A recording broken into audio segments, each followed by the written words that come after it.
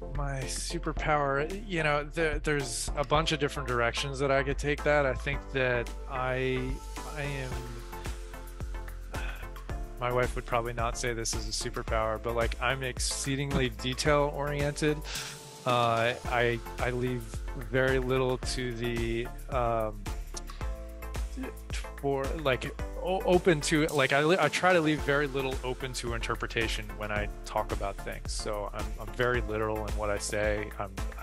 My kind of emotional side of things is very like cut and dry binary when I think about things. But I see the connections and interactions between disparate systems, and I'm able to tie a lot of those pieces together in ways that I think a lot of people can't.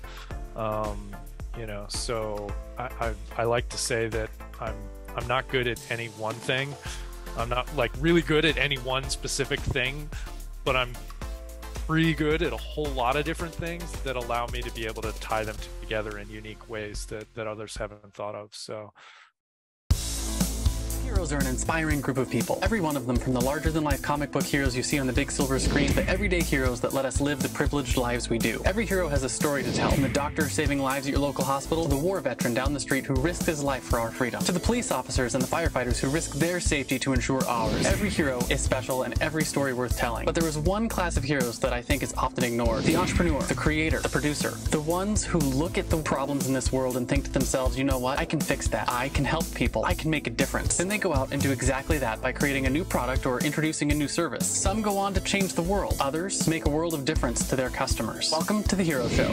Join us as we pull back the masks on the world's finest heropreneurs and learn the secrets to their powers, their success, and their influence, so you can use those secrets to attract more sales, make more money, and experience more freedom in your business. I'm your host, Richard Matthews, and we are on in 3, 2, 1. Hello and welcome back to The Hero Show. My name is Richard Matthews, and today I have the pleasure of having on Tom Kulzer. Tom, are you there? I am. Thanks for having me, Richard. Awesome. So glad to have you here. I know we were just chatting before we got on. You're up in New England for the summer. Yes. Yeah. Enjoying the summer weather. What's the summer like up there? Because I've only ever been up there in the fall and the winter, and it was cold. It can be cold. It's kind of cold and rainy today. It's like 65, 66 or so today, but it was in the 90s yesterday. And it's been you get plenty of beach weather. Yeah, so we're in a lake up here, so we spend a lot of time in the water and swimming and sailing and kayaking and all that kind of jazz. But yeah, it's been unusually dry and warm this summer. So that is next on my family's list, is to learn how to sail. So there you go. Yeah, I have a little Hobie 16 that we like to sail around with the kids, and they enjoy that. We've been traveling in the RV for 5 years, and we just finished seeing all of the lower 48 states, and our next plan is to buy a big ass sailboat and learn to sail port to port around the world. Oh, nice. So okay. That is on the plans. And for my audience who's been following along with us in our travels, we're back in Florida for the next 3 months or so. So probably the next several interviews you'll see will be us in Florida, and keep you updated on how we go with our getting a boat with the sailing aspect. Yeah, check out the Sailing La Vagabond. A family that sails whatnot. They also use AWeber. Sailing La Vagabond, and we follow Sailing Zatara. Another family. Yep. There's a smaller family that they just called the Sailing Family, I think, on YouTube. And there's a couple with 2 kids. And there's another family that traveled for a few years. I can't remember their name, but they just stopped this last year. So they went around the world with their kids once, and they're done now. I gotcha. Yeah, there's a bunch of them that are out there. So yeah. So La Vagabond actually uses AWeber. Yep. Yeah. So yeah, I do for some of their newsletter and email stuff going out. So it was funny because like I followed their YouTube channel before I realized they were an AWeber customer. So I got an email from them. I was like, wait a second, that came from us. You're like, hey, I recognize that company footer. Exactly. So So what I want to do to start off is just do a brief introduction for those people who don't know you. I'm pretty sure everyone knows the company you run, but you are the CEO of AWeber, company you started, I think it says here, in 1998 to help small business around the world better and more effectively communicate and build relationships with customers and prospects using permission-based email marketing. So what I want to just start off the interview with is, what is it that you guys do? Who do you serve? What do you do for them? Yeah, so we serve small businesses and creators in mostly their email marketing needs. We also do landing pages, like website hosting type things, as well as uh, push notifications and those sort of things on their websites. But the bulk of majority of what we do is email marketing. So think email automation, email newsletter delivery, automated updates from, like, if you have we were just talking about YouTube, like if you have a YouTube channel, you can create little automatic newsletters that go out so someone can subscribe and receive those. But we work with, small businesses, both like, physical, in-place stores and retail establishments, to, a lot of online, digital only type creators that have, blogs and YouTube channels and, you name it. We have customers that probably do it. Yeah, and you guys, you said 1998. That's pushing 25 years It in is. the email space. And Yeah. if I'm not mistaken, you guys are probably one of, if not the biggest name in email marketing. Is that right? We share the space with a number of well-known competitors and so forth, but yeah, we're definitely up there as far as overall size and number of customers and so forth that we help. So we send billions of emails every month, all permission based, not spam. I always like to clarify that. And we connect people around the world constantly, so which is pretty cool. And we've Yeah, seen much more of a push towards email, just with, even as social grows, because so much of like social audiences and being able to see what you're putting out there is algorithm based. yeah. If you've got a YouTube channel, maybe 10 or 20% of your subscribers will actually see something when you put a new post up on YouTube. Similar thing with Facebook and Twitter and so forth. So being able to use those platforms to grow and curate your email list becomes an asset and a communication pattern or communication path where you can reach many more of your people Your more whole audience. reliably. Yeah. Yeah, exactly. Yeah. I run a small agency called Push Button Podcasts, where we help creators create their audio and video podcasts like this one Hmm. on a regular basis. And one of the things that we do all the time is we take whatever the RSS feed is for their show and use the email triggers Yep. in either ActiveCampaign or AWeber or whatever system they use, if they happen to have one already, that lets us, essentially suck in their newest piece of content with the title and the thing and like a whole bit, so Yep. that it goes out to their email subscribers, which generally is the biggest way to get them to actually show up and watch your content. Because like you Absolutely. said, with the algorithms and whatnot, you not always guarantee that they're actually going to see your content, even if they're subscribed. Yeah, we have a couple of different tools. We have a previous tool that we've used called Blog Broadcast that does that.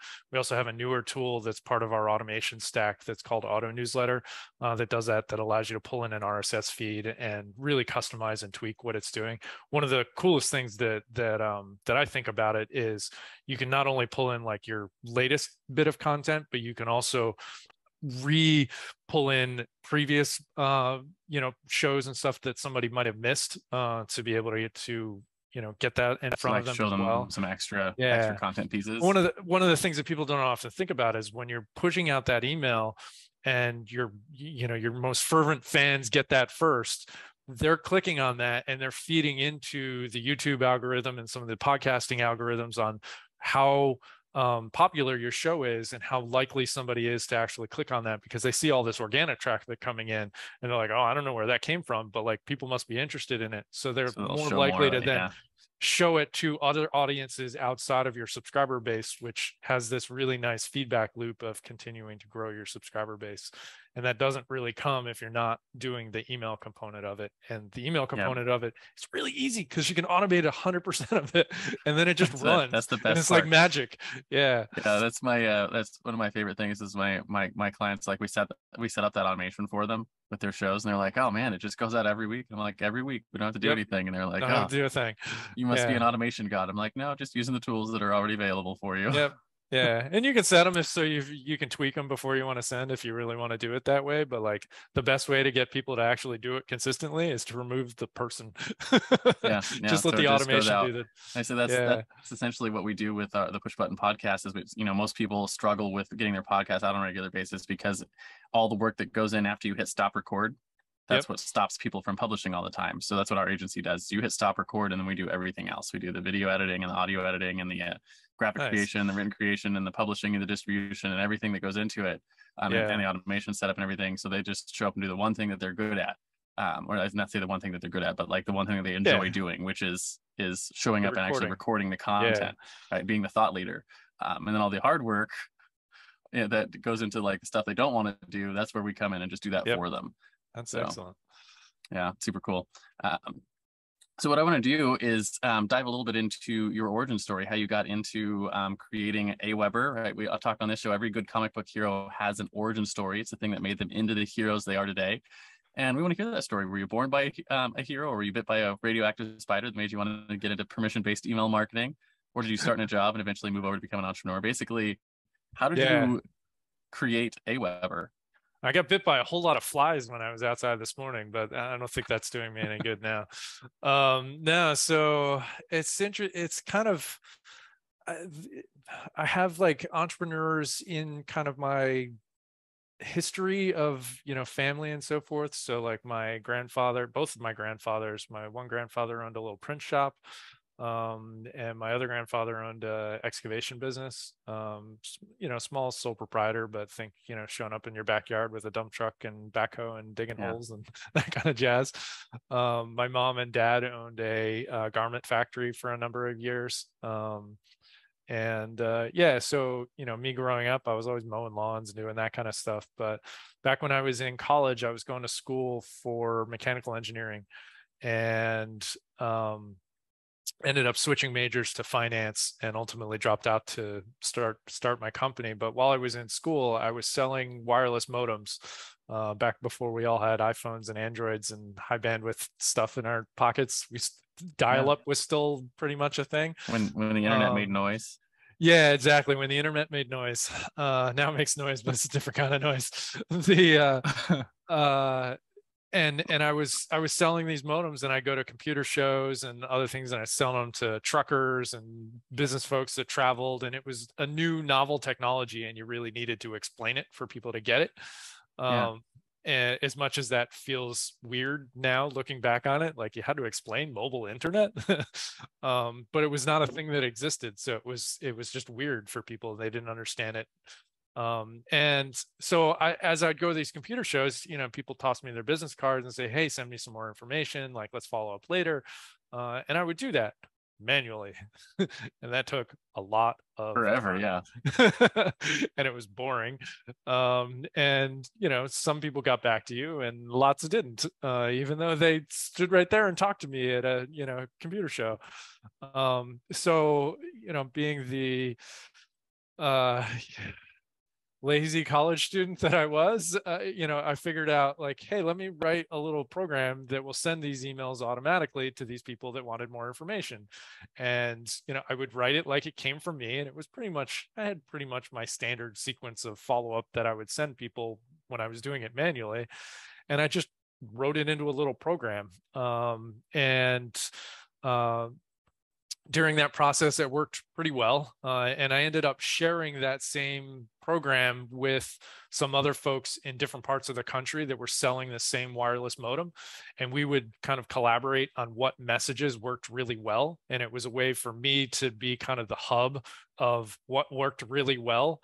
I knew before anybody else knew, so I could implement it into my sales cycle, and then I would share it out with everybody else, and it just became kind of this self-feeding, feedback loop. Positive feedback loop. Was really positive. But one thing led to another. When I switched majors, I wasn't doing all that great in school, and I was like, I need to cut a few things out to focus on school. And I was like, okay, I'm going to drop this wireless modem thing and focus on school for a little while, take a break from that. And when I did that, I stopped doing it for everybody else, and I was doing it for free up to that. And so they all started coming to me and saying, hey, that like email follow-up thing you were doing, like, I'll pay you for that. Can you turn that back on so I can do that again? And I'll pay you for that.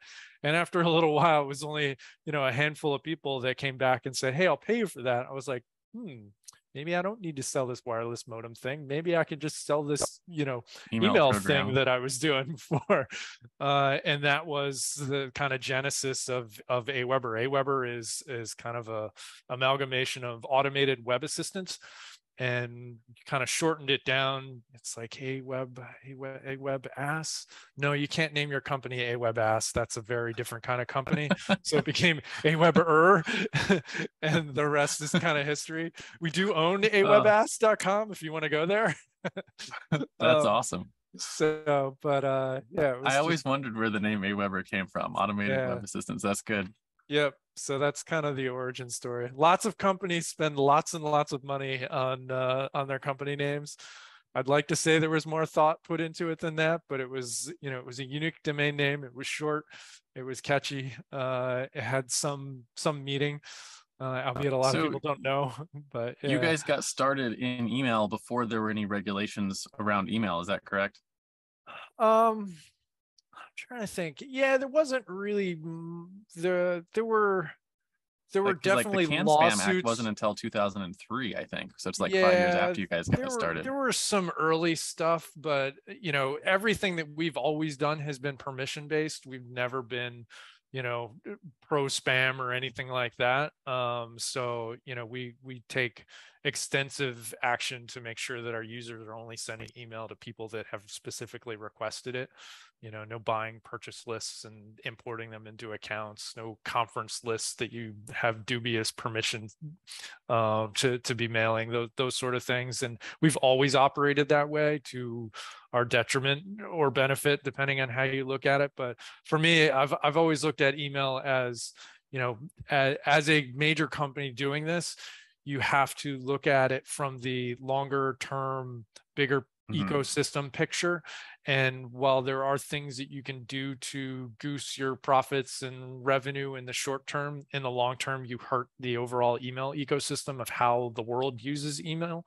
So we've always tried to kind of be, on the like, not try, but like we've always been on that like ethical side of using email in the right way that you as an email user yourself would want to receive. I don't ever want to have people on my platform using AWeber in a way that I wouldn't want in my own inbox. It doesn't mean that I agree with all the content that gets sent, but I agree with the permission practices and that sort that people use when they're using AWeber, and when they use any platform. When I talk about it in any forum, regardless of what platform you use. So if you don't have permission to send emails, you're doing it wrong, and you will have terrible results. It's just the way the filters work these days. Yeah, I don't know, that the idea that you just mentioned too, that you may not agree with everything your customers send, but as long as they have permission, that's actually, I really like that, because you probably tell from my flag in the background, I'm a bit of a free speech absolutist myself. Sure. And that's one of the things that's interesting about running a podcast platform, is we have podcasters that say things that I don't particularly agree with, but I agree with their permission to say it. Right? Yeah, there's the whole there's a delta between free speech and like having an open platform. There are definitely types of speech that we don't allow on AWeber. Just because you can't, it's not healthy to the overall world and ecosystem, and it puts us at liability for, all the rest of our customers. So we do have to, kind of mediate that. But we try to take as light a hand as you can possibly have on that. So one of the things I found interesting about that sort of subject in general is you have to take some sort of action. Like, you can't just let anything go through, but you have to have like thought about it. And it's interesting because you're not a what's the word? You're not like a government entity or anything like that. You're a private company, so you have like your rules that you set up. That someone has to play by your rules to play in your court, kind of thing. Right. And it's just an interesting sort of, I don't know what you call it. It's something that you have to be acknowledged, especially when you're at your size and the type of, you guys serve people in pretty much every industry and every political affiliation, religious affiliation there ever was. So you probably have departments that talk about these kind of things. Yeah, no, absolutely. It's definitely a part of our overall conversation. It's a part of our, abuse mitigation practices. It's part of being, part of the global ecosystem. We don't just do business in the United States. We do business all over the world. And we have to take, there's certain types of actions that we take in different countries. Like there's certain countries we can't do business in, and keeping those users out is a problem because they want in, and there's lots of tools that can help them try to evade those sort of detections and that kind of stuff. So there's always a cat and mouse aspect of what we do. In the same time, like email is a tool that gets abused a lot.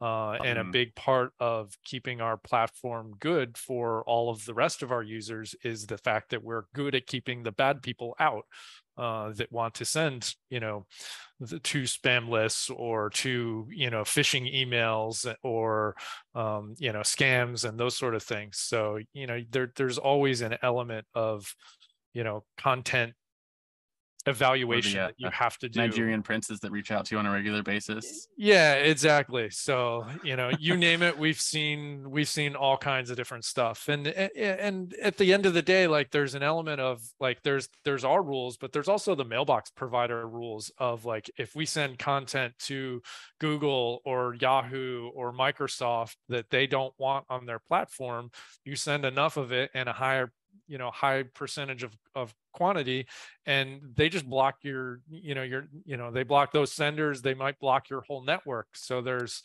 we're not just playing by our own rules. We have to follow the rules of the platforms that we're sending email to.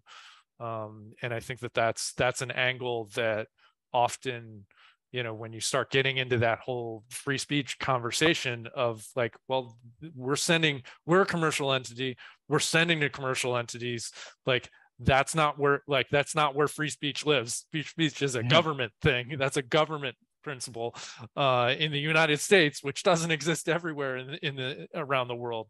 So it's definitely an interesting conversation. It's a very nuanced topic. Yeah, there's a lot of layers, and you're never going to make everyone happy.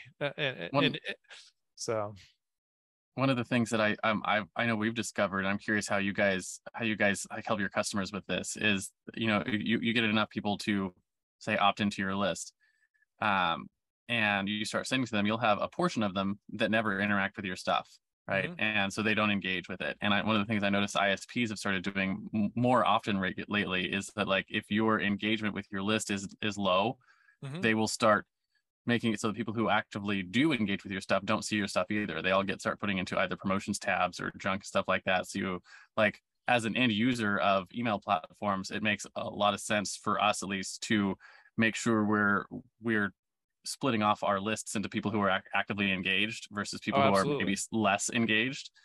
And I know like we have to think about that more actively. Is that something you guys like train your users on and teach them how to do and that kind of stuff? Oh, absolutely. Yeah. And that's built into the platform as far as being able to segment your lists and looking at who's active and who's inactive and so forth there. So I would make one slight, asterisk to what you said. Like mailbox providers typically are not putting unengaged emails in the promotions tab. Like a lot of people incorrectly talk about the promotions tab as kind of a spam folder. It's not. Promotions go to the promotions tab. Spam goes to the spam folder. So like, we often have this conversation with customers. It's like, my emails are going to the promotions folder. And it's like, yeah. Is it a promotion? And you're exactly. And it's like, when I read it, it's like, you're selling stuff. That's a promotion. Like that's where it belongs. And if you don't want to be in the promotions tab, don't send promotions. And they think that getting into the inbox is where everybody should be, or where their email should be, but like everybody else can go to the promotion tab. Like that's okay. And but it's like us. No, everyone is not a special snowflake, and you don't get to make your own rules. And if you send promotions, you're going to go to this promotions tab. It has nothing to do with the platform, that whether AWeber or any other email marketing provider that you're using to send there. It's all about your content and what you're sending to people. The spam folder is something that happens more as you're looking at the engagement of your list. And if you have low engagement, meaning people aren't opening and clicking the messages that you're sending there, and a too large of a percentage of your list becomes unengaged, eventually the mailbox provider let's say Google Gmail decides, well, 80% of the people that they're sending to aren't engaging with what they're sending. The other 10% or 20% might be confused and just clicking on it just because. So let's put it in the spam folder and see how many all in the people spam folder. go to the spam folder and pull it back out. Because that is instructive to their algorithms as well. Like when they make incorrect classifications, do those readers miss it and go looking for it and pull it back out of the spam folder? Because that action of pulling it back out is also a signal to them to like, hey, make sure my stuff goes into the inbox. Yeah, exactly. So like, when you're looking at your list as a creator and as a sender, look at it as something where you want to have that engagement, but don't just treat people that unsubscribe as your unsubscribes. If they haven't opened and clicked in 6 to 12 months, they've already unsubscribed without having unsubscribed. So you should think about pruning those people off. You run a re-engagement campaign where you segment them out and maybe mail to them specifically to try to get them interested and click or open something. You will often see the stark delta between, hey, if I mail my unengaged people, I get like a tiny open rate and a tiny like single digit number. You can send to thousands of people and get like single digit opens and clicks. Nothing. And usually you get somebody that's like, well, see, they're interested. It's like, no, but you emailed 5,000 people and like 4 people clicked. That's that's statistical like anomaly. 4 people you can move back in. Yeah, those are 4 people that you can move back in, but the rest, like, they're gone. And mail them a couple more times if you want, but the more you mail them, the more you're signaling to mailbox providers that like, hey, these people aren't interested and I'm not listening to those signals. We set up for all of our clients, we set up an automation essentially that's like, hey, if they go 30, 60, 90 days without engaging, like open, click, those kind of things, it pulls them off the main list and puts them on a second re-engagement list where they get, I think it's like 4 or 5 emails that are just designed to like, hey, it looks like you're not seeing our stuff or whatever. It's like a specifically written re-engagement campaign. Yep. And if they get to the end of the re-engagement campaign and they haven't hit the engagement signals, it just unsubscribes them, just removes them from the list. Yep. So yeah. And that keeps the engaged portion of your list clean. And we see regularly people like, because we do coaching on this stuff. People are like, how do you get high open rates? And we average like 40 to 80% open rates on our emails. It's like, because we're just sending to people who want to see our stuff. Yep. Yeah. It's like that's like 90% of the job is just send it to people who want to see it. Yep. It's not rocket science, but like when you explain it like that, it's like, oh yeah. So they when they want to hear from you and you send them an email, they open your email and read it. But a lot of businesses get caught up in the or individual creators or whatever get caught up in the like the like, oh, I have 100 followers or I have 100 subscribers or 1,000 subscribers or 10,000 subscribers, and it's always growing, and it's like, nah, it really isn't. And I had a really instructive thing that happened with one of our clients. Just it wasn't email related particularly, but it gives an idea of like how engagement changes the profitability of your company. And so like he had 45,000 people that followed him on YouTube that were subscribed, had the notification bell, the whole bit, like 45,000 people. And then on his podcast, he had less than 1,000. It was like 860 people or so that were on his podcast. Mm-hmm. And that year we did $250,000 in sales from promotions to both his YouTube channel and his podcast. His podcast with 870 people was responsible for $200,000 of those sales, and his podcast with 40,000, or his YouTube channel with 40,000 people, was responsible for the other 50,000. Yeah. And because the podcast listener is a more engaged listener, right? They're like literally they've got them stuck in their head. They're listening to you in the car and while they're doing dishes and doing the gym and what kind of thing. YouTube is just like scrolling through and you see a video every once in a while. It's a different level of engagement. So when you have someone's attention, it's this definitely podcasts are the absolutely like podcasting is the same kind of when you're looking at the equation there, like is very similar to email in the sense that when I sign up for someone's podcast, I get every episode because it's an RSS feed in my in your reader that pops through, or which is essentially what all podcasting apps are these days. And email is the same sort of way. Like when I sign up for someone's mailing list, I get every email that they send. It's not up to YouTube's algorithm to decide whether or not, Sailing La Vagabond's newest episode shows up in my feed that I happen to scroll through. Like there's no end to that feed. It's not like an inbox where it's like, oh, I've checked it off. I've seen all the things that there are to see. Yep. So it's Yeah. just it's a Where with very email, different user experience. it's very engaged. And just because I'm in the marketing spaces a lot, I've seen more and more people talking about the importance of email today as social grows and gets bigger. It Hmm. seems like the importance of email is also getting bigger. And I sort of have a question for you on that, because you're definitely more involved in the email space than I am. One of the things I've noticed is that, like, as technology grows, everything always uses email as a baseline, right? Like, you can't get on Facebook without an email. Yep. Right? You can't get on anything without having an email. And Right. I'm curious if you see that changing at all in the future, or is email always going to sort of be like the baseline requirement to interact with the internet? Um, yes and no. Like the whole, Web3, crypto, and a lot of that sort of stuff. I think there's going to be some, innovations there, but that's still, very much in its infancy and very techy. Yeah. It's very hard to keep up. Your average user is like, It's like web. I struggle to keep up with it, and I'm pretty techy. um It's like I so say, Web3 isn't going to go anywhere until they can figure out how to get grandma to use it without knowing she's using it. yeah, exactly. So that, so I see some evolution there. There's definitely opportunity for evolution there. When that's going to actually happen, I don't know. I always hate to bring it up, but like, everybody has talked for decades about how email is going to die. Every year more emails get sent than ever before, with, just as high of engagement as they ever have been.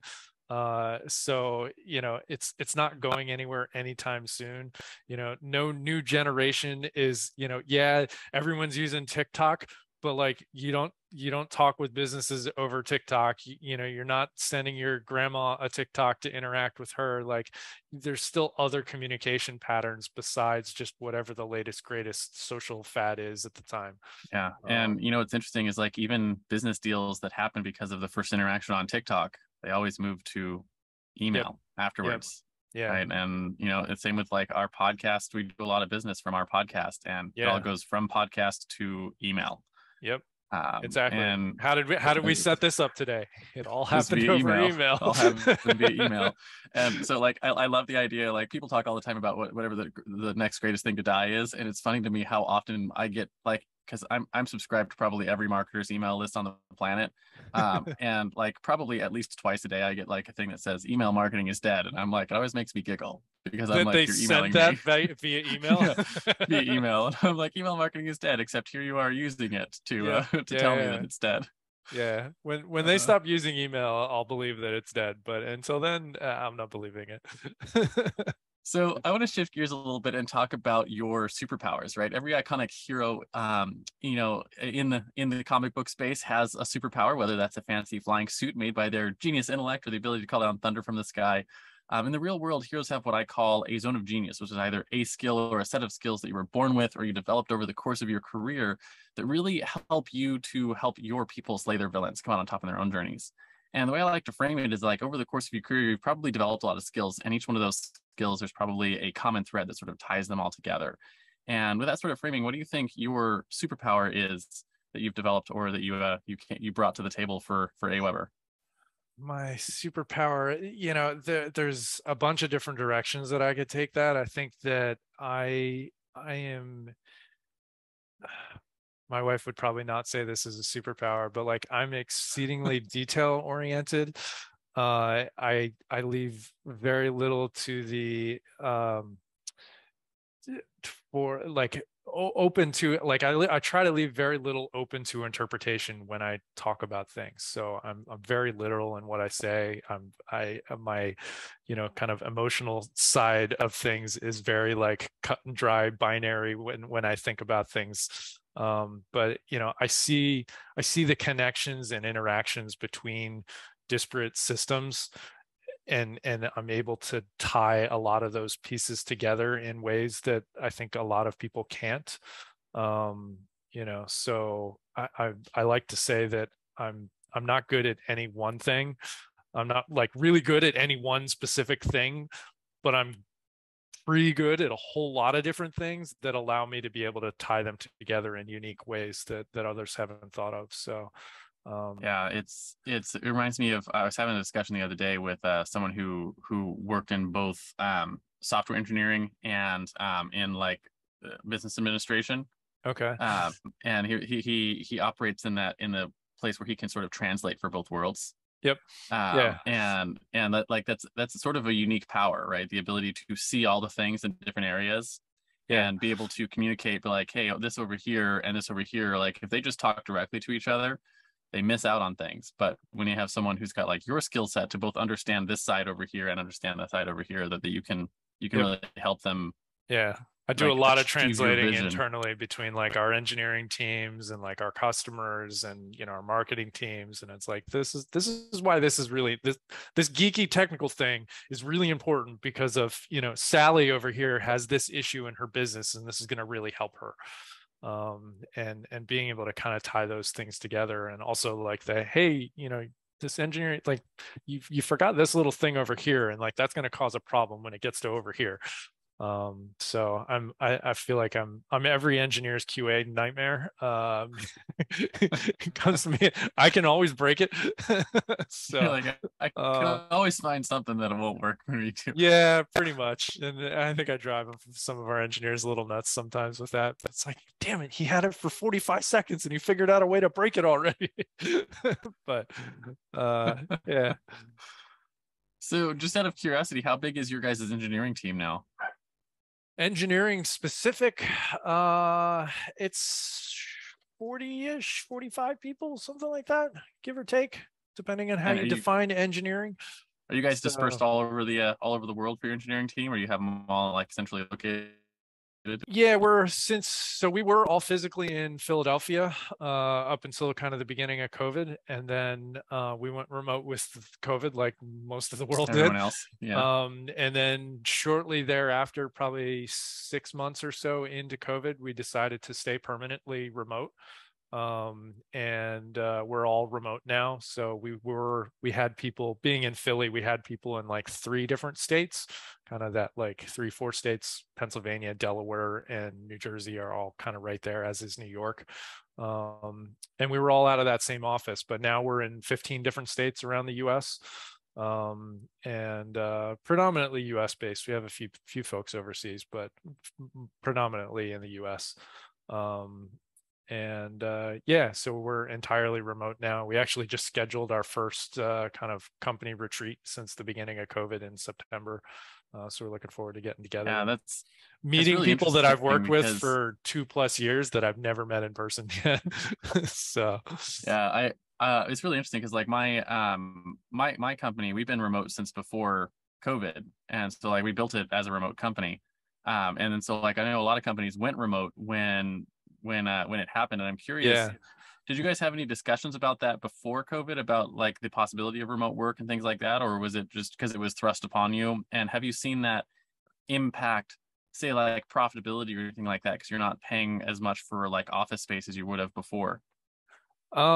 Yeah, so there's a couple layers to that. So we definitely had, like, particularly being an engineering tech organization, we definitely had like flexible kind of work arrangements with a lot of folks where there were certain days of the week that some of the team would work remotely and whatnot. So we've always had a component of remote to what we do, but we were all still in the office. It's probably Mm-hmm. closer to what people would call hybrid these days. Yeah. And when we went, so we'd spent a lot of time talking about what worked and what didn't work with that. I was always a big proponent of being in person. And I always, in the ways that I've talked about it during like our all hand company events, is you either need to be all in person or all remote, because what ends up happening, and what I predict is going to happen with a lot of hybrid companies, is there become 2 classes of team members, in that there are people that are on site and there are people that are remote. And the folks on site, when you're on site and you expect to see Richard tomorrow, I'm not going to take notes and create written documentation the same way that I would if everyone is remote, and that you have to, when everyone is remote, to be able to communicate asynchronously. Mm-hmm.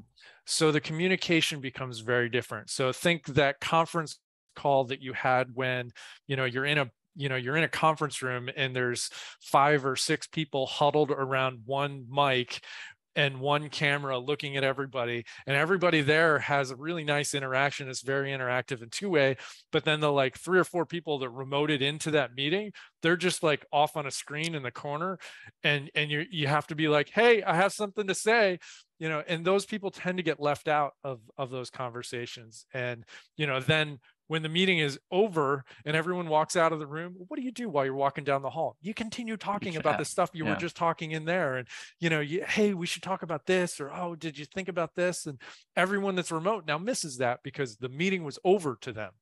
Whereas when everybody is remote, almost, we talk extensively, we use Slack extensively internally, and we push really hard to make sure our teams are having communication in open chat rooms so that everyone can see what's going on, and that we create documentation, we create good meeting notes, and that those go out to everybody. We record meetings that do happen synchronously, so even if you weren't there, you can rewatch it or go look at the notes and catch up on what was said there. So it's just a different style of communicating. The remote is interesting as well. It's definitely not cheaper. We still have some office space due to a number of different like tech things that we've got in office spaces and whatnot. But the when you look at the full kind of stack compensation and of like what it costs to employ somebody, like we're now in multiple states, like the overhead of just managing that is such a pain in the rear. If you're actually doing it properly as employees and not as contractors, which a lot of people violate US law and have a lot of contractors that should be considered full-time employees. So that's definitely something that a lot of folks are not considering and are going to get in trouble with eventually. Yeah, you get in trouble with that. So that overhead, get-togethers, and just putting people up in hotels for a couple of days, like that's multiple months worth of rent in most people's cases. So and we do lots of things remote, so like we're shipping stuff to people, and we still have teams get together and flying to conferences. And if I want to get any team together, like everyone's flying and traveling extensive distances now versus, hey, we're in the office every day, like I can meet with whoever I want. If you're going to meet so it just shifts where the cost is located. Yeah, it's just it kind of reallocates expenses. So I wouldn't say it's definitely not cheaper. It's just much like working in an office versus working remote. One's not better than the other, they're just different. And you can optimize a company for doing one or the other. I'm personally not a believer in hybrid. I feel like that's going to fail, and a lot of companies are going to realize that. And I think there's a lot of old school managers that manage based on butts in seats and don't know how to manage people remotely effectively, because you manage more based on your actual work product, which is how you should manage even when they're in an office, but most people don't. So yeah, they're looking at time clocks. Did we get 8 hours of your time today? Not did we get a good outcome? Right. Or you were at your computer and you looked busy versus like, what'd you actually get done? Yeah. I know one of the other companies I have a small ownership stake in, we're hybrid, right? And it's hybrid because it has to be, because that we have a warehouse, and we have the warehouse manufacturing section, and those people show up. That's where the office is, and then the rest of the team is remote. Yeah. And it's interesting because like I go into the warehouse when I'm in the area, and so I know them, but like a lot of the team has never, like they've never met before, and you can tell that it's an interesting. I totally see where you see that it causing problems. Yeah, I think that we definitely have the warehouse staff who manages the warehouse and the manufacturing stuff, and then we have the remote staff. And it definitely creates this little separation of like the company, if that makes sense. Yeah, and I think there's certain aspects of like hybrid that like you got a physical warehouse, you got to ship atoms like that. There's a requirement for those. Like not every role can be done from home. In our business, like the vast majority of what we do. There's only a couple of roles that are really like, and most of them are like internal IT type things where it's like you got to deal with our laptops and So like, equipment and that sort of thing. do you guys have your own data centers, or do you guys leverage things like AWS and Microsoft's, what is it, Azure or whatever? We're hybrid in the cloud Yeah. since we're a hybrid. So yeah, we have some of our own data centers and we have stuff in the cloud. So there's a lot of Because I was like, for a there are tech a lot company, of the data center is like the equivalent of a manufacturing. Like that's people have to yeah. show up and make the data center work. Yeah, no, absolutely. So there's definitely certain types of workloads that are much like everybody says like, oh, move it to the cloud, it's cheaper. No, it's really not. It can be a lot more expensive in certain cases. So there's some components of what we do that is more, it makes a lot more financial sense to do in our own data centers. Obviously that's constantly an evolution on where it makes the most sense to do that from a cost and reliability standpoint. But yeah, we do have some of our own data centers to manage workloads for customers and so forth, both internally and externally. Yeah, that's cool, and definitely an interesting discussion. So, just in the interest of time, I want to move on and talk a little bit about the flip side of your superpower, which is of course the fatal flaw, right? Just like every Superman has his kryptonite, or Wonder Woman can't remove her bracelets of victory without going mad. You probably had a flaw that's held you back in your business, something you struggled with. For me, I struggled with a long time with perfectionism. Like if it wasn't exactly right, I wouldn't ship it. And that's a pretty low bar because then you never ship anything. I also struggled with lack of self-care for a long time. I didn't have good boundaries with my clients, didn't have good boundaries with my time. I once thought I would see how well it would go to go 3 days without sleeping. Doesn't go well. You end up puking in the bushes, in case you were wondering. Um, yeah, but I think more important than what the flaw is how have you worked to overcome it so you could still continue to grow your business, and hopefully sharing your experience will help our listeners learn a little from you. Yeah, for me, I would say, and my wife would be shaking her head vigorously in agreement. Like I'm too direct in many ways. If if I don't like something you did, I'm probably going to tell you pretty directly. um, and that has its pros and cons. Generally, everyone that that I surround myself with and that is around me, like, appreciates direct feedback. Like they know exactly where they stand with me at any given point. And it's not that I am, my directness is never targeted at like being mean, or being angry or upset or anything like that, which I think a lot of people can take that the wrong way and think that I'm just an asshole. I try not to be, but like, it's more that I, in that kind of detailed oriented that I looked at before, like I can see where things can be better. And I have a very direct way of saying like, hey, I think like these parts are really awesome. That's cool. And I spend like 10% of my time talking about like what was really awesome because we already nailed that. Like, why spend all your time talking about that? And I'll spend like 90% of my time talking about the things that I think like could be better. And that can often come across or be interpreted in a way that is not as good as it could. So I'm very aware that that's just kind of my natural proclivity. So I try to constantly kind of mediate that and spend a little more time talking about what we did well and why I think we did it well so that we can recreate that with other people. So, so it becomes kind of a training and education for other teams. But yeah, I don't know. That's probably my it's definitely an interesting thing because it's interesting because it's like directly related to the detail oriented nature, right? The superpower.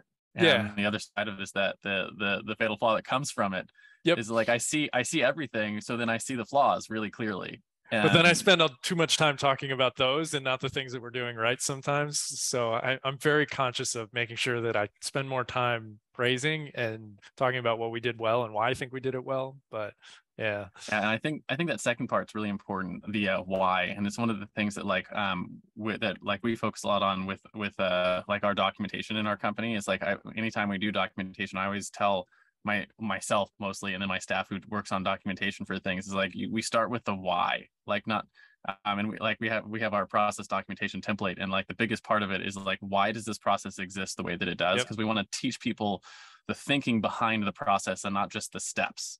Yep. And what I've noticed that does is it helps the people who are looking at the documentation later and actually implementing it in their day-to-day jobs to ask better questions and come up with better solutions, and then be like, hey, your thinking says this, and then the process says these things. I've come up with a better way to do this based on, why we're doing it. Yep. And if you just give them the how-tos, just like the step-by-step and not the thinking, then you turn off the thinking essentially. Absolutely. Yeah, I couldn't agree more. So yeah, absolutely.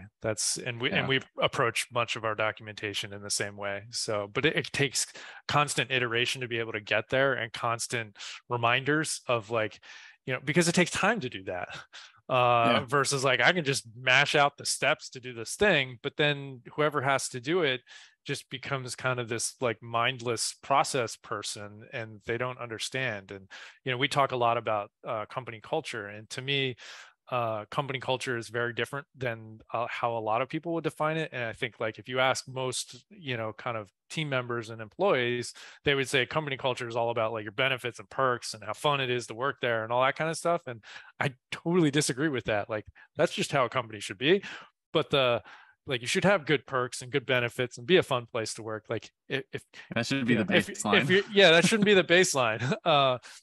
But for me, like, culture is how we make decisions together and how we communicate the thinking behind why we make the decisions, so that the rest of the team can make similar decisions with the same kind of ethics and morals around how we exist as a company, so that I don't need to necessarily spell out every decision that we make or every process that we make, because they can come up with, hey, well, in this scenario, because this customer's sick and they have this, like, we're able to treat them in a way that makes everyone whole and retains them as a long-term customer and so forth, just based on how we've kind of defined our ethics and decision-making process across the organization over time. So yeah, and it's one of those things that, like, if you don't do that, and I learned this firsthand early on when with my company. It wasn't that long ago that it was just me,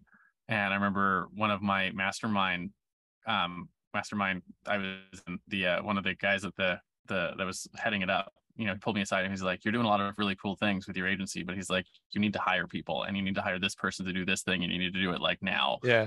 And I remember thinking, I was like, I don't know how to do that. And a lot of it had to do with like that process sort of thing, like actually teaching the why behind things, because I didn't know how to get it out of my head and like actually grow what you're calling the culture, right? It was like, how can I get them to think like I do? And it wasn't until I started really thinking about that. Yeah. And it's been really helpful. I said, we got a long ways to go before we're AWeber size, but still, like, it's such an essential skill as an entrepreneur to learn how to build that kind of a culture for other people. So that, it's your business is growing and can grow, I guess, even without you being the one who's making the growth happen. Yeah, absolutely. Like, if you look at like what I spend my day on these days, I don't do much, which is kind of funny to say out loud. But like, I spend a lot of like, when it comes to like servicing our customer base, I'm not like the doer that does the things that is affecting most of our customers. But like, what I'm spending my time on is documentation and process and all the things behind the scenes that help the rest of our team then execute to do the stuff that we're doing for our customers. Yeah. So, and it feels like a giant time sink at times, but like the timelines are just longer. The bigger you get, the timelines on affecting those changes take longer, because you got more people to have to influence to make those moves. One of the things we talk about, I have a Thursday afternoon mastermind. We get together with a bunch of business owners that are right around the same sort of like growth trajectory we are. And one of the things we talk about all the time is how important like one of the highest level jobs that you have as a CEO is process and documentation.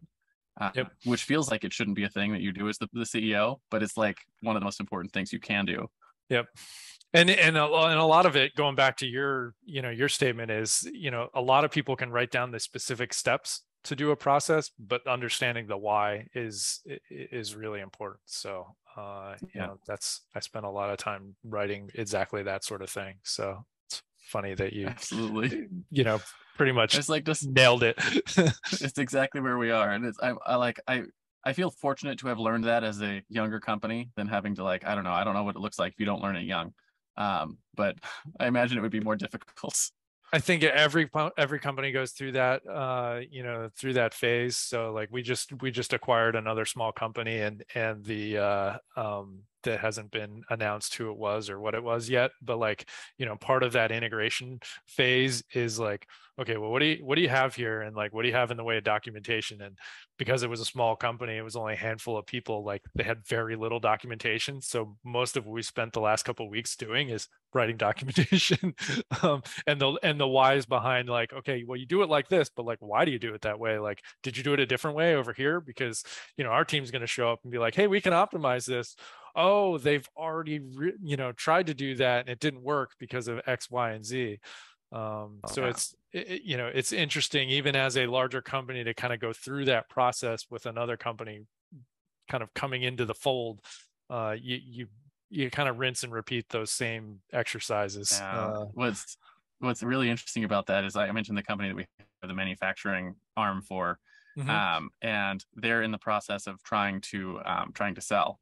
Okay. And one of the things that I came in and talked to the owners there is like, hey, if we want to sell and you want to be acquired by someone else, we have to nail the documentation for everything. I was like, because your company will be more valuable to a to a buyer if you have everything documented well. Otherwise, you guys will have we call it the golden handcuffs, right? They're going to need you to come and explain everything. You won't be able to, because they want to retire. They want to step out and retire. And I was like, if you don't have everything documented, you won't be able to step out and retire, because they're going to need you to come and explain why you're doing these things these ways. Yep. Yeah. No, absolutely. So yeah, the more you can remove the more unnecessary you are to your business, I think the higher the value is overall. Like obviously I have an impact. If I disappeared tomorrow, that would not be great for AWeber and the team, but I like to think that they'd survive even given my absence. And frankly, as a CEO and founder, like if I haven't set our team up to be able to be successful without me, I'm not doing my job well. And the rest of our kind of executive management team are not doing their jobs well either. So it's, there's, as you go through different phases of growth, those needles move on where you need to have redundancies, and, where you need to create that, this might be morbid, but I call that the bus test. Yeah, get hit by a bus tomorrow. Absolutely. Yep, the bus factor is real. So, and that goes across all roles. Think about it, but we talk about that with our engineering team oftentimes, because a lot of you have to untrain bad behaviors from people frequently, because a lot of organizations operate really dysfunctionally, and you bring somebody in and it's you talk with them and, hey, where did you write that thing down? It's like, yeah, but I'm the expert, I know how to do it. And it's like, yeah, but people that fly airplanes are experts too, but they still have a checklist every time they take off the airplane or every time they land the airplane, because when they don't use a checklist, someone dies or someone gets hurt or something expensive breaks. So, we're very okay, if I send an email wrong, somebody might not die, but I definitely have specific instances that I can point to where emails that have been sent from our platform have saved lives. So, I try to set our team up to create that same environment of hey, if you're doing something, it should have a checklist, because, if it breaks in the middle of the night and you need to fix it, your 3 a.m. brain is not the same as your 10 a.m. brain. Yeah. And having those checklists become a really good sanity check, of okay, I didn't miss a step. No one's dying. And it also removes them as a single point of failure. Should, they get sick or, they be out on vacation or whatever, I don't have to bug you, because I already have what's in your brain to be able to step through that process, and someone else can fix it.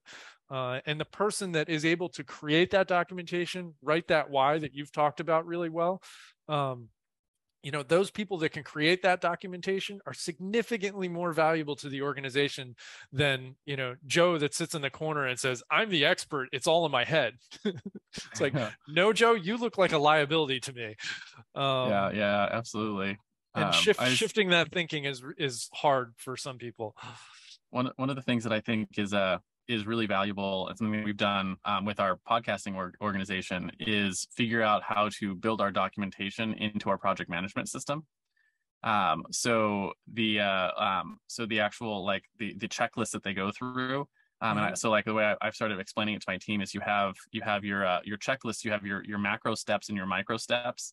So like just as a really basic example, we upload a video, a customer's podcast to YouTube, right? The step on the project management system might just say upload to YouTube, because someone who has done this 100 times before knows all the things that go into it. But the documentation that's linked to it, that's just got a link right next to it, and every time that pops up, it just automatically adds a checklist to it. It's got a little link on it that goes to the documentation that walks through. Is like, open the Chrome browser. Here's the reason why we use the Chrome browser, right? And you navigate to this page, and you log in here, and you click on this button, and you do these things, and it's very minutia oriented. So someone who we picked up off the street, we could give them that documentation, and they could follow the steps. But the checklist is for an expert to use, someone who knows how to fly the plane, right? Because they're going to look at, like, yes, I uploaded that to YouTube. Yes, I did this, I did whatever the next step is. And anyways, we found that to be really valuable, is to be able to put the documentation into the actual project management step, so they can't like move on to the next portion of the project until that one, like, they've checked off all the things. It becomes a visual indicator that you followed the process. So no, we do the same thing. So we use Jira internally, and we have built-in checklists that keep track of like who checked the box, when did they check the box, so you can create that kind of sanity check. So because it's across all the elements. So like, when we ship new software, we don't just hit ship to production and there we go, because I could break hundreds of thousands of people's stuff that they're doing. Having quality control and making sure that, like, okay, engineers saw it, tech lead review, have reviewed it. It's gone through that peer review process. We've looked at it from a security perspective. It's gone through our quality assurance team, and they make sure that it actually works according to the product spec. So there's a lot of steps that go along in there, and those are different teams and different hands that touch each of those, and creating an element of,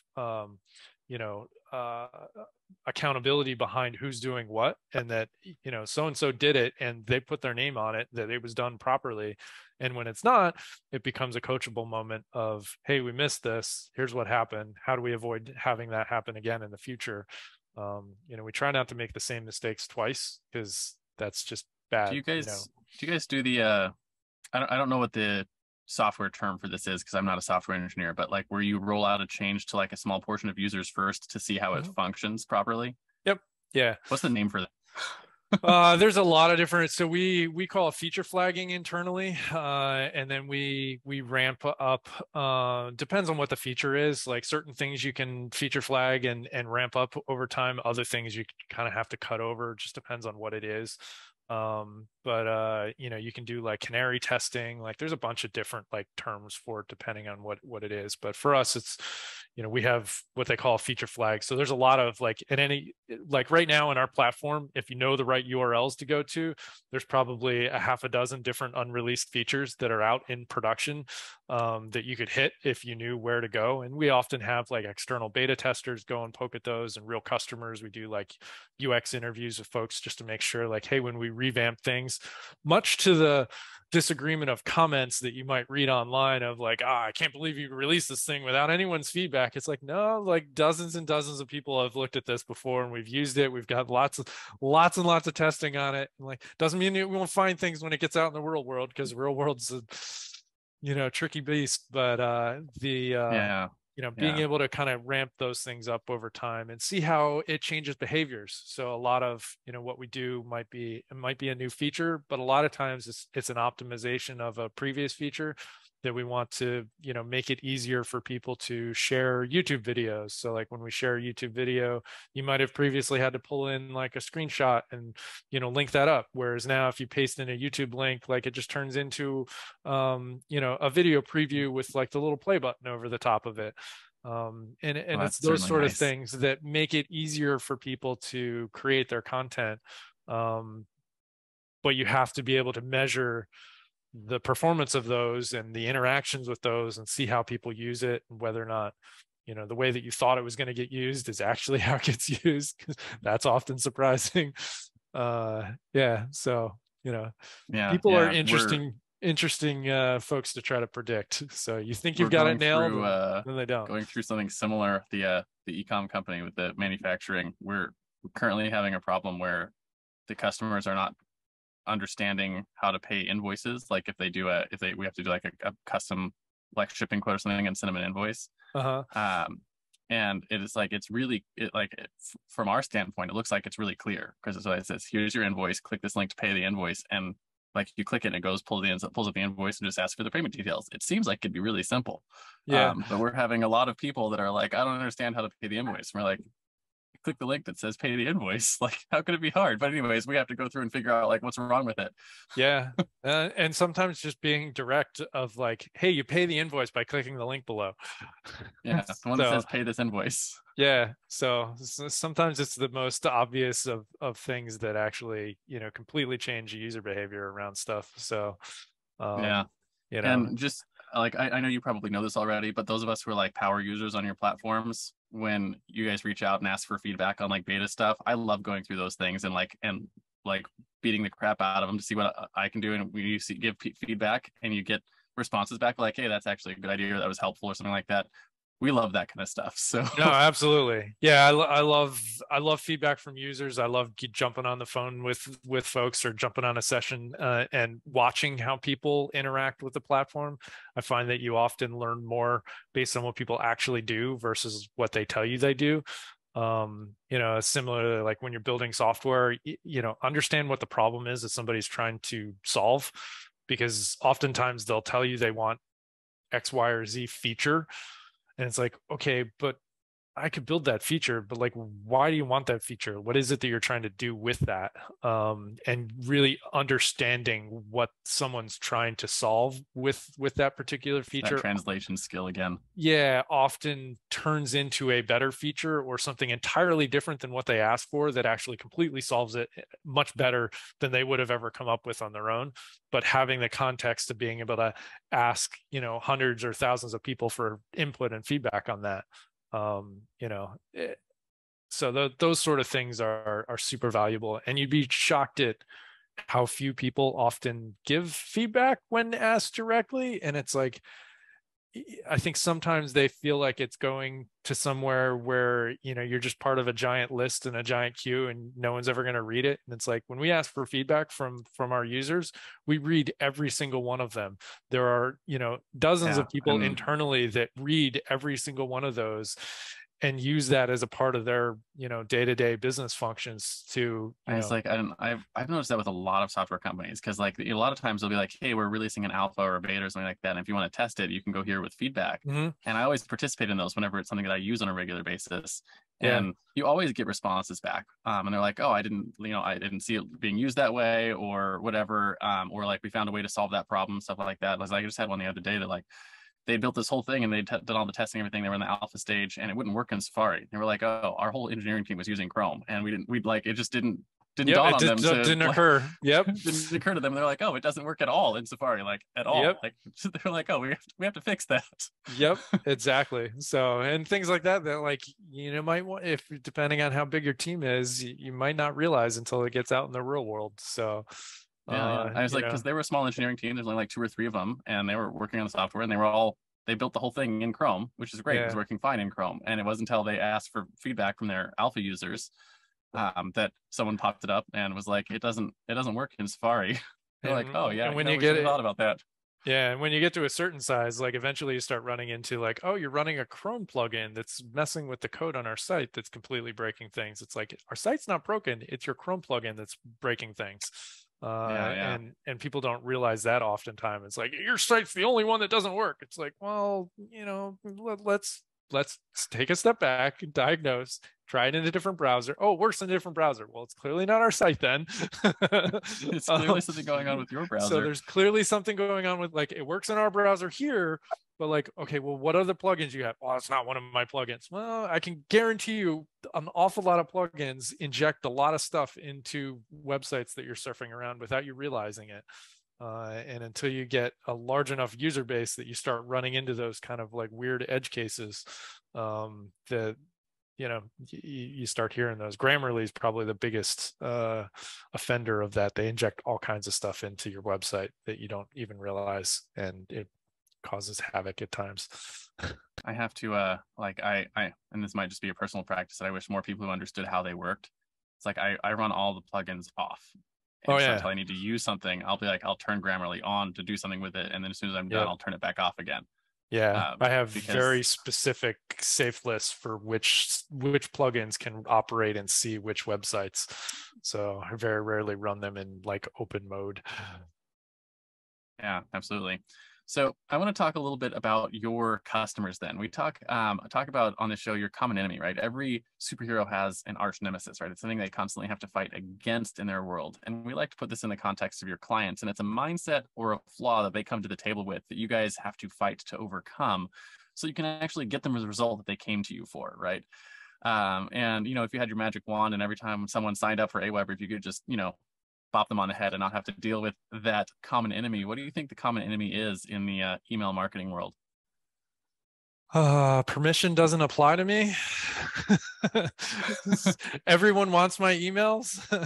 Or my emails are special, but everyone else's aren't. It's that kind of like, everyone wants my emails. No, everyone doesn't want your emails. That list you bought is not special. They don't all want to hear from you because you're in that industry, and they don't all want to buy that thing that you think that they all want to buy. Permission matters, and it's important. So if I could skip that whole process, man. Yeah, absolutely. So how much does this magic wand cost? You're like, I want it. Where do I get it from? So like one of the things that I know, like we're doing right now in our e-commerce company is like we have a list of people who are interested in our reseller program, but we don't have permission to email them. So it's like, I don't know, it's like 700 people. But so we have their email addresses, we have their phone numbers, but we're not putting them into a list like AWeber because one, you wouldn't let us, and it doesn't actually work. You just get spam complaints. So we're calling through those people and just finding out like what their interests are and whether or not they're actually interested in becoming a reseller or doing things like that. And it's a very manual process of actually like calling and interacting and finding out what kind of permission we can get, if any, to do further marketing.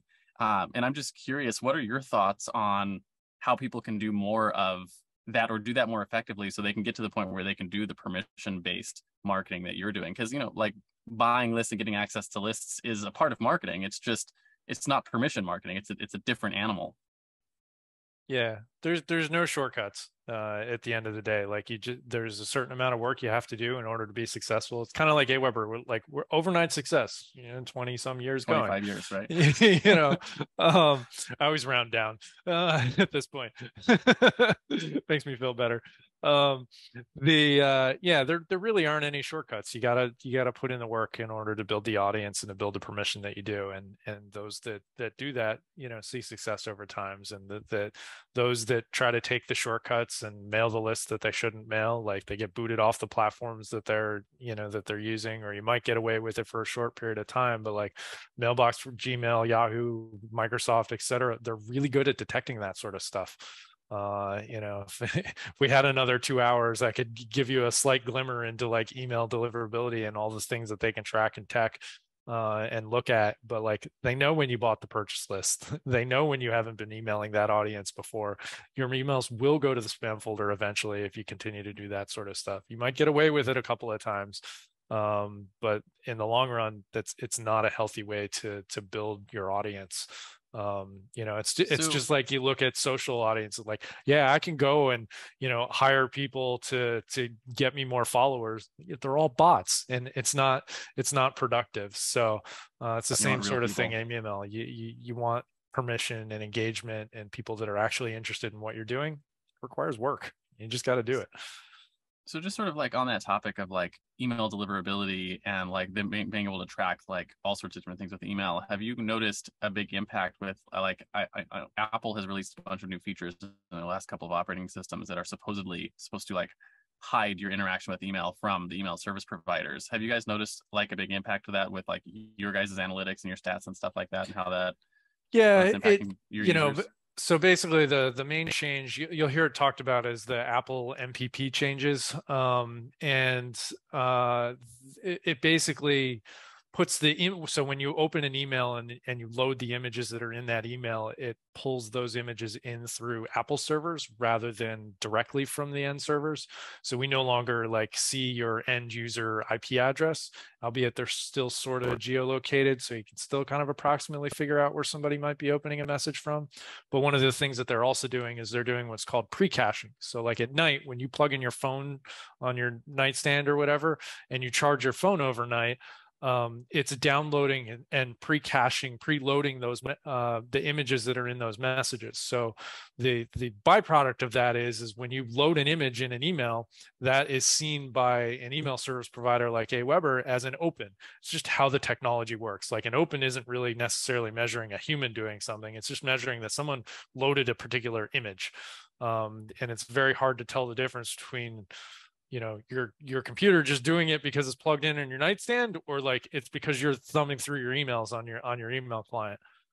So that has had the effect of essentially inflating open rate stats, so that you're seeing a higher open rates now. So like I've talked to many marketing teams that are like, oh, our opens are way up and we're doing a great job with these new campaigns that we're doing. And it's like, yeah, when did you start seeing those increased opens? Yeah, that's when the new iOS version released, and you're being affected based on the MPP. And like, doesn't mean you're not sending you're not sending great stuff, but like you can't necessarily attribute all of that change just to what you're doing from a content. Have you guys had to do a lot of education on that perspective with your clients? Yeah, but I can't say that that's always been. That's an ongoing process constantly, because although Apple is the latest one to do that, Google's done it in the past, Microsoft has done it. Like all the platforms have done various degrees of these sort of proxying messages and proxying opens and images and pre-downloading things. Like every now and then you'll get somebody that's like, yeah, my open rate went off the chart at Google, and it's like, yeah, because they think your emails are sketchy and they're running them through their malware software to see whether or not your emails are bad. And it's like, that's a big warning sign. If your open rates suddenly go from like very little to very high, it means you're on the naughty list and they're looking at your messages really hard. So they're signals that you might think as an end user mean one thing could actually mean something completely different. So your open rates going down suddenly or having low open rates can be an indicator that your messages are going to the spam folder. Like, a low complaint rate, like, hey, I don't get any complaints. Yeah, because all your messages go to the spam folder and you get complaints from the spam folder. You're already in the spam folder. So like it's already done. Yeah, exactly. So there's a lot of balance there. With AWeber, it's been a while since I've done this, because like I set all my stuff up years and years ago. But when you set up like your domain, like I want to send emails from, say like my name, right? richardmatthews.me. It's like, support at richardmatthews.me or whatever. You have to set up like the SPF records and the DKM records and stuff like that. Do you guys have to do all that with AWeber stuff, or do they all send from your domain, or like for customers? Because I know that has to do with like reputation, right? Like, the domain's reputation. There's absolutely, we recommend, and we have some process for kind of automating the DNS setup for your domain to send from. You can send it without, but it's a best practice, and we're going to push you heavily to configure those. It's usually just a couple of clicks, depending on your registrar that you have, based on some of the integrations that we do. But it's actually, definitely a recommendation. You usually, if you're sending messages from an email service provider like AWeber, you don't need to set up SPF records specifically, because you would be covered under the SPF records that we already have. But you definitely setting up DKIM. We recommend setting up DMARC records. There's a bunch of authentication stuff that we kind of walk new users through setting up. Most of it can be done with just a couple of clicks, so it's not the super geeky process that it used to be. So what are the what's the short non-geeky version of like why it's important to set those things up?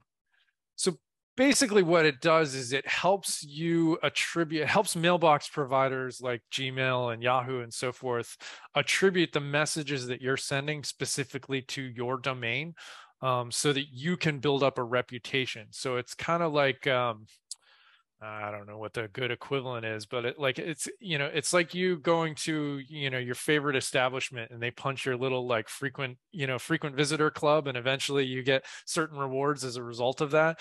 When Google sees you delivering emails that people like and open and click and reply to and forward to other people and file away into into their email folders or tags, that helps build your reputation in their system, and they go, Richard sends great emails. We want to make sure his emails go to the spam folder, or excuse me, to the inbox. And if you're not sending from a domain that they can directly attribute to you, like if you're using a Gmail address to send your emails out to your subscriber base, like all that reputation just kind of flows to Gmail and flows to every other user that uses a Gmail address. So you're not as able to build a reputation around that. So it's kind of like, if you, let's say you're a plumber and you have the completely plain white, Econovan versus the one that you had wrapped and it has your brand all around it, and Yeah. it's nice. And when you show up in the driveway, everyone knows who you are, and like you've got a good brand, and you do good work.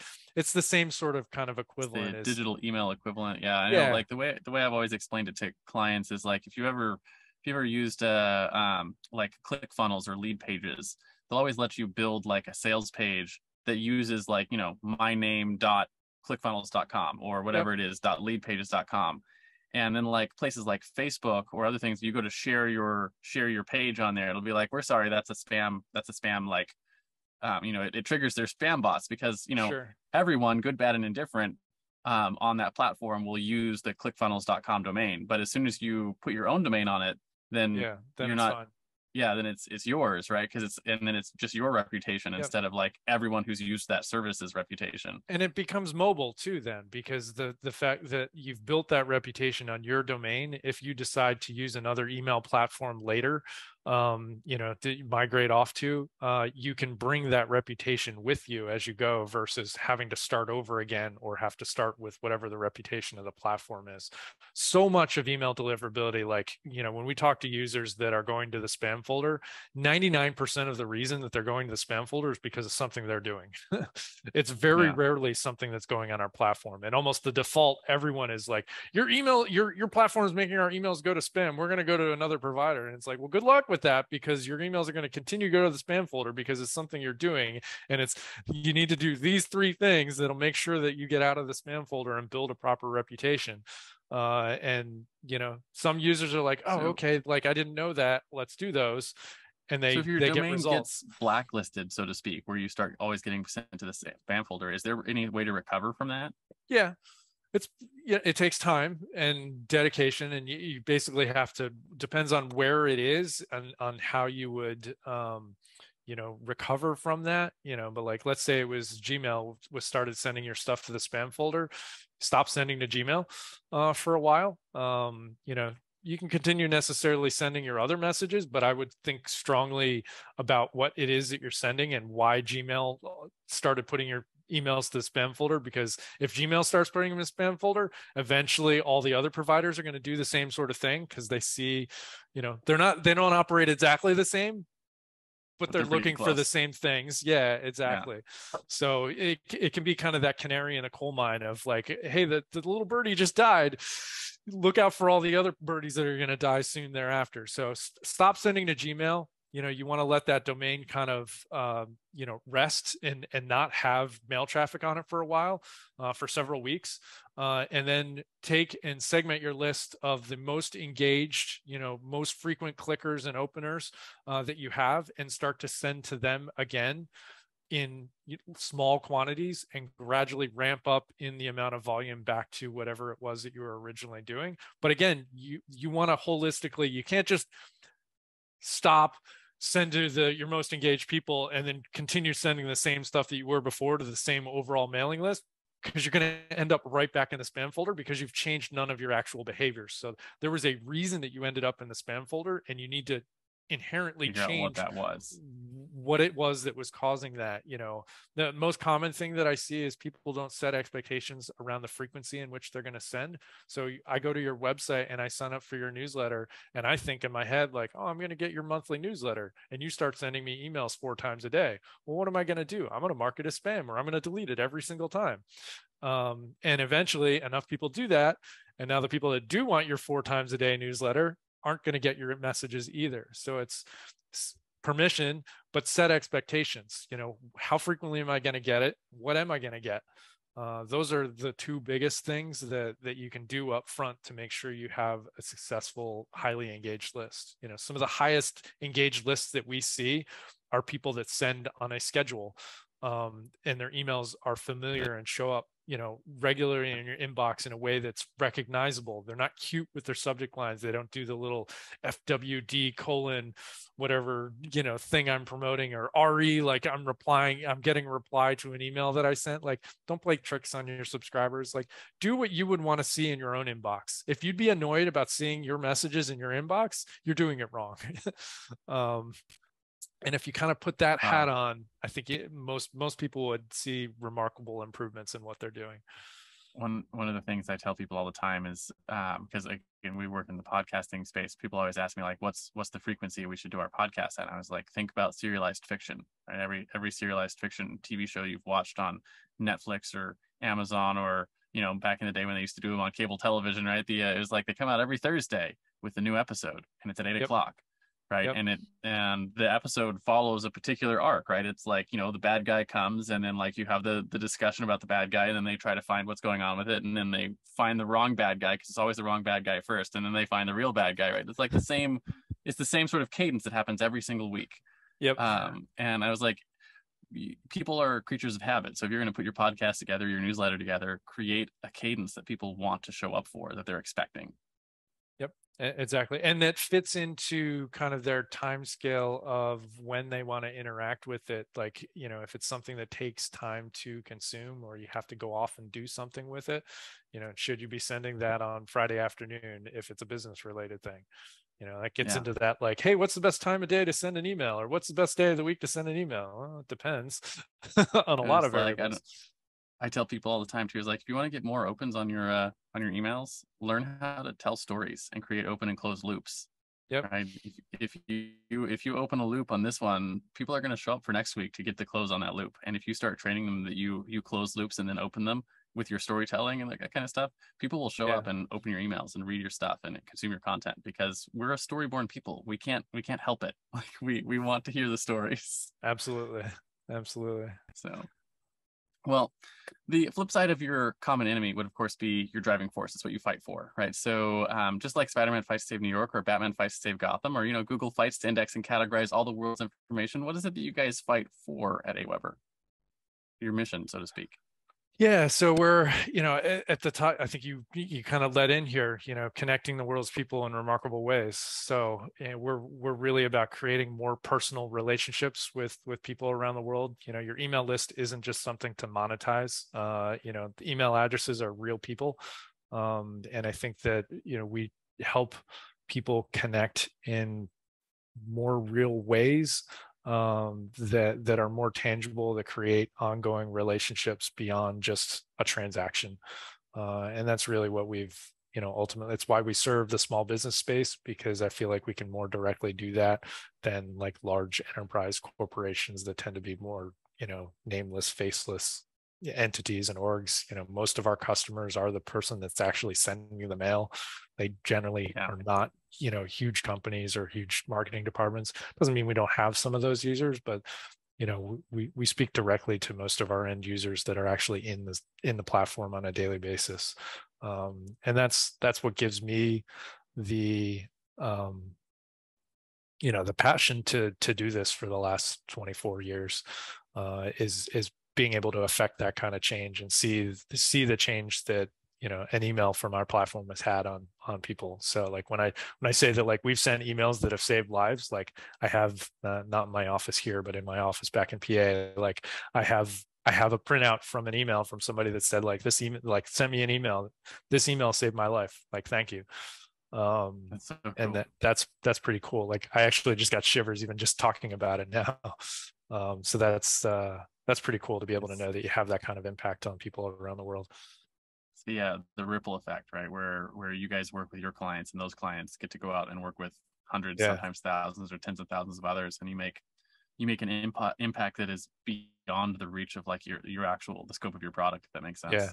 yeah, absolutely. We send billions of emails every month. That's billions of people we're touching, which is So pretty cool. cool when when you like think about it in scale. It's like, it's like the entire population of the U.S. like multiple times over. It's kind of mind-boggling to some extent.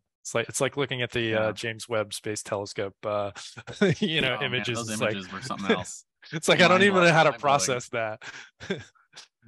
So, I know it was like one of them. It was like they were like, this is a dark spot in space that like we didn't know there was anything there, and like we get the pictures back from it, and it's like it's so filled with galaxies that there's no blank spaces at all, and you're like, yep, well, we're a small fish in a big pond. yeah, it's pretty cool. And now, a quick word from our show's sponsor. Hey there, fellow podcaster. Having a weekly audio and video show on all the major online networks that builds your brand, creates fame, and drives sales for your business doesn't have to be hard. I know it feels that way because you've tried managing your show internally and realize how resource intensive it can be. You felt the pain of pouring 8 to 10 hours of work into just getting 1 hour of content published and promoted all over the place. You see the drain on your resources, but you do it anyways because you know how powerful it is. Heck, you've probably even tried some of those automated solutions and ended up with stuff that makes your brand look cheesy and cheap. That's not helping grow your business.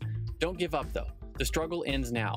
Introducing Push Button Podcasts, a done-for-you service that will help you get your show out every single week without you lifting a finger after you've pushed that stop record button. We handle everything else: uploading, editing, transcribing, writing, research, graphics, publication, and promotion, all done by real humans who know, understand, and care about your brand almost as much as you do. Empowered by our own proprietary technology, our team will let you get back to doing what you love while we handle the rest. Check us out at pushbuttonpodcast.com/hero for 10% off the lifetime of your service with us and see the power of having an audio and video podcast growing and driving micro celebrity status and business in your niche without you having to lift more than a finger to push that stop record button. Again, that's pushbuttonpodcast.com/hero. See you there. And now, back to the Hero Show. So I got one more question for you here before we wrap this up, and it's about your guiding principles, right? So one of the things that makes heroes heroic is that they live by a code. For example, Batman never kills his enemies; he only ever puts them in Arkham Asylum. So as we wrap up the interview, I want to talk about the top maybe 1 or 2 principles that you live your life by, run your business by, that maybe you wish something you wish you know when you first started out, 25 years ago, 24 years ago. Gosh, core, I would say, it's kind of like the hiker's creed, leave every place that you go a little better than where you found it. Yeah. I think that kind of, that probably best summarizes kind of how I approach life, trying to make everything a little better than it was. So it's I never going to be perfect, but you can make it a little better. my first like spiritual mentor in high school is one of the things he sort of like pounded into my head was like, leave it better than you found it. He's like, even if it's a person, right, if you can leave them with a smile they didn't have when they started with, like, you're and it's something that I've always tried to focus on, is every place we go, we leave it better than you found it. And like my kids now, the whole hiker's creed thing you mentioned, like we go hiking a lot because we travel all the time, and like my kids have like a special spot in their backpack for trash that they pick up because That's like awesome. they can't help themselves. Like Yeah. my son will be going along and picking things up off of the ground as we go places, and he's like, yeah, this is a plastic thing, and like he's all into it because he really likes birds and they affect the birds and whatnot. He's gotten to the point where like he researches this stuff on YouTube and will tell you exactly like what kind of damage that particular type of litter causes to birds in the Oh, bird wow. population. And I'm like, I never knew any of those things. We were just like, pick the trash up because it's not good for the environment. My son's like, Yeah. he knows the reasons why. That's cool. That's Yeah, cool. That makes you proud. That's a proud yeah, dad it moment. does. So that's basically a wrap on our interview, but I do finish every interview with a simple challenge. I call it the Heroes Challenge, and I do this to help get access to stories I might not otherwise find on my own, because not everyone is out doing the podcast rounds like you and I might do. So do you have someone in your life or in your network that you think has a cool entrepreneurial story? First names are fine. And why do you think they should come on our show and share their story? The first person that comes to mind for you. Um, hmm. Gosh, it's hard to pick like just one. Uh, I'd say my buddy Andy has a pretty cool story. Um, just in uh, his like everlasting kind of passion around life and work, and it kind of has that same approach to like leave the world a little better place. Yeah, that's probably who I'd pick at the moment. Okay, well, we'll see if we can reach out later and get an introduction to Andy, see if we can get him to come on the show. We always like to get those stories when we can. And in comic books, there's always the crowd of people at the end who are clapping and cheering for the acts of heroism. So as we close up this interview, I want to just find out, where can people find you? Where can they light up the bat signal, so to speak, and find out how they can do more with their permission-based emails. And I think more importantly than where is, who are the right types of people for AWeber? Yeah, so we like I've talked about a bunch, like we help small businesses, both, kind of physical store, physical presence, but also a lot of digital creators, social creators, YouTube channels, you name it, we have customers that do it. As far as finding us, you can check us out at aweber.com, AWeber.com. I'm on all the social places, so you can always hit me up on Twitter. I'm Tom at AWeber.com if you want to shoot me an email. I don't hide behind random email addresses and those sort of things. I love conversations with folks that have listened to interviews, and users or non-users that just try to solve problems. So, and that's what I'm good at. So I always like hearing from folks that have problems that I can hopefully in some way make better. Awesome. Well, thank you so much for coming on the show today, Tom. Really appreciate your time. And I've been a long-time user of your product, and it was actually AWeber and your guys' blog education that even taught me what permission-based email marketing was in the first place. So way back in the day when I first got started. So you guys have been doing a great job and have been the pivotal in my learning about marketing 10, 15 years ago, which is cool because like not a lot of companies have been around that long. So awesome. Anyways, I appreciate that, and I appreciate you coming on the show today. Do you have any final words of wisdom for our audience before I hit this stop record button? No, just thanks for having me on. Thanks for being a customer, and hope I can help some of your audience as well. Awesome. Have a good day, Tom.